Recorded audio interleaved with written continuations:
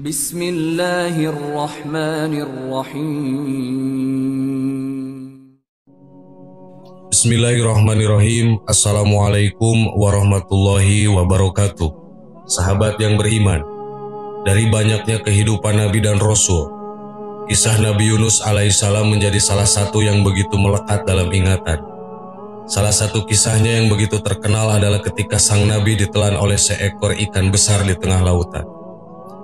Nabi Yunus alaihissalam ditelan hidup-hidup dan tinggal di dalam perut ikan yang mirip ikan paus ini selama beberapa waktu mengarungi samudera. Namun berkat taubat serta zikir yang ia ucapkan, sang ikan akhirnya memuntahkan isi perutnya sehingga Nabi turut keluar dalam keadaan bernyawa. Ikan ini kemudian kembali ke lautan dan meninggalkan Nabi Yunus sendirian. Cerita antara keduanya memang hanya sampai di situ saja. Namun di saat Nabi Yunus sudah meninggal ribuan tahun silam, sang ikan justru dianggap masih hidup hingga sekarang. Benarkah demikian? Spekulasi munculnya kabar tentang ikan tersebut masih hidup adalah surat As-Saffat ayat 145. Allah menerangkan jika saat itu Nabi Yunus tidak bertaubat maka ia akan tinggal di dalam perut ikan sampai hari kiamat. Sesungguhnya Yunus benar-benar salah seorang Rasul. Ingatlah ketika ia lari ke kapal yang penuh muatan. Kemudian ia ikuti undian lalu dia termasuk orang-orang yang kalah dalam undian. Maka ia ditelan oleh ikan besar dalam keadaan tercela. Maka kalau sekiranya dia tidak termasuk orang-orang yang banyak mengingat Allah, niscaya ia akan tetap tinggal di perut ikan itu sampai hari berbangkit. Quran Surat As-Saffat ayat 139-145. Berdasarkan tafsir dari berbagai sumber, makna tetap tinggal di perut ikan itu sampai hari berbangkit, yakni perut ikan itu akan menjadi kuburannya sampai hari berbangkit. Hal ini kemudian diasumsikan jika ikan tersebut masih hidup hingga saat ini. Warga sosial media sedang ramai menyebarkan hal ini, namun tidak ada yang tahu kebenarannya secara pasti. Allah Subhanahu wa Ta'ala mengatakan jika Nabi Yunus tidak bertaubat maka akan tinggal di perut ikan itu hingga hari kiamat. Namun pada kenyataannya, Nabi Yunus saat itu sudah bertaubat kepada Allah dan diampuni, sehingga ada kemungkinan jika ikan tersebut juga mati. Rasulullah SAW juga tidak menjelaskan tentang bagaimana kehidupan ikan tersebut setelah memuntahkan Nabi Yunus. Wallahu alam dan Allah lebih tahu. Ikan yang mirip dengan paus ini juga dijuluki dengan ikan Nun. Ia melahap Nabi Yunus alaihissalam ketika meninggalkan kaumnya yang melakukan pembangkangan. Dengan kemarahannya Nabi Yunus memilih pergi dengan menggunakan kapal meninggalkan penduduk Niwana di daerah Mosul, Irak. Cerita ini dikisahkan Allah Subhanahu wa Ta'ala dalam Al-Quran. Ketika dia pergi dalam keadaan marah. Quran Surat Al-Anbiya ayat 87. Ternyata sepeninggal Nabi Yunus alaihissalam penduduk Niwana diperlihatkan oleh Allah Subhanahu wa Ta'ala akan bencana besar yang akan menimpa mereka. Sehingga di tengah ketakutan itu mereka bertaubat kepada Allah. Kemudian Allah mengampuni penduduk yang awalnya menyembah berhala tersebut. Namun Nabi Yunus tidak mengetahui kejadian itu. Ia memilih pergi dan meninggalkan penduduk Niwana dalam kondisi penuh amarah. Ia menaiki kapal yang begitu penuh dengan muatan. Pada awalnya kapal berlayar dengan tenangnya.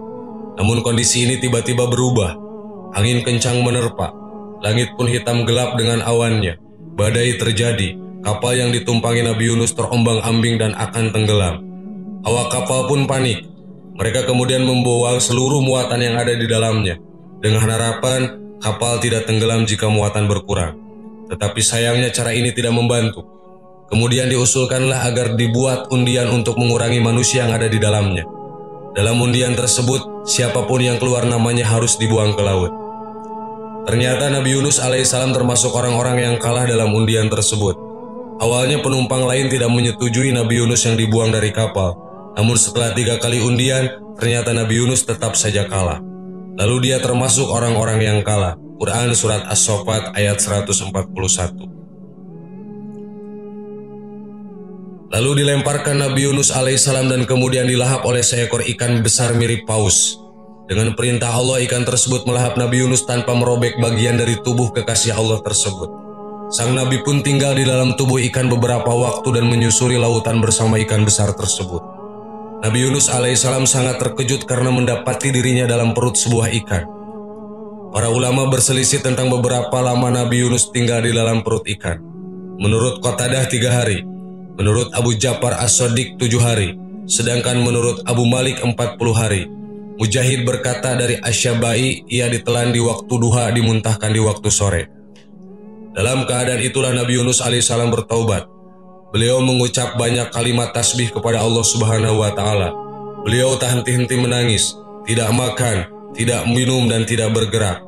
Beginilah doa Nabi Yunus alaihissalam menurut Rasulullah Shallallahu alaihi wasallam.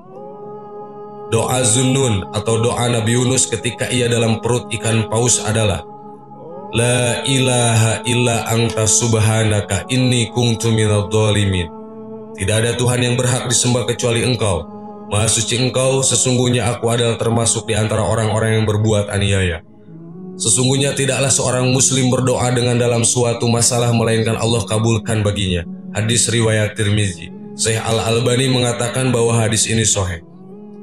Zikir dan taubat Nabi Yunus kemudian didengar oleh seisi lautan. Mereka mendekati ikan nun dan mengikuti tasbih yang diucapkan sang Nabi dalam perut ikan. Kondisi ini membuat ikan nun menelan Yunus takut dan kaget.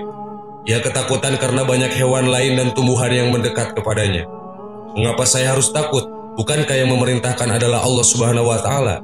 Tapi yang aku telan adalah kekasihnya. Bagaimana ini? Dalam keadaan bimbang, ikan nun makin mengeraskan suara tasbihnya hingga dasar lautan menjadi hiruk pikuk. Taubat dan doa Nabi Yunus pun akhirnya diijabah oleh Allah Subhanahu wa Ta'ala. Dia kemudian memerintahkan ikan agar mengeluarkan Nabi Yunus alaihissalam ke permukaan lautan dan membuangnya di suatu pulau yang ditentukan oleh Allah Subhanahu wa Ta'ala. Tubuh Nabi Yunus alaihissalam kemudian dimuntahkan dan terhempas ke daratan dalam keadaan kurus kering. Namun atas izin Allah, tubuh Nabi Yunus alaihissalam bisa kembali sehat dan bugar. Kemudian Allah memerintahkan ikan itu memuntahkan Yunus ke pinggir pantai. Lalu Allah tumbuhkan di sana sebuah pohon sejenis labu yang memiliki daun yang lebat yang dapat menaungi Nabi Yunus dan menjaganya dari panas terik matahari. Sahabat yang beriman, cerita Nabi Yunus dan ikan berakhir sampai di situ. Tidak ada yang mengetahui bagaimana nasib ikan tersebut saat ini. Hanya Allah Subhanahu wa Ta'ala yang Maha mengetahui. Wallahu a'lam. Wassalamualaikum warahmatullahi wabarakatuh.